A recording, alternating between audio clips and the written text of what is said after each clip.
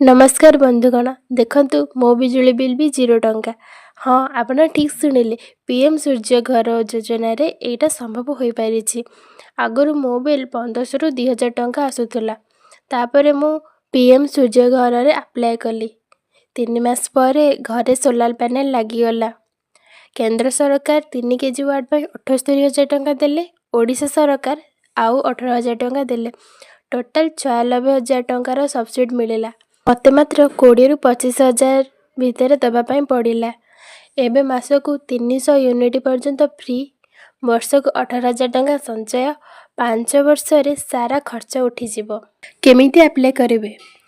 एही वेबसाइट को जांतु, customer number आउ आधार दियंतु, वेंडर सिलेक्ट करंतु, इंस्टॉलेशन हैला परे सब्सिडी सीधा बैंक को आसीबो। जदि वीडियो भल लगिला लाइक करंतु, शेयर करंतु, कमेंट रे लिखंतु आपणकर केते वाट लगेबाकु चाहंचंती। सब्सक्राइब कर दियंतु एमिति आउ सरकारी योजना पई। रहिली नमस्कार।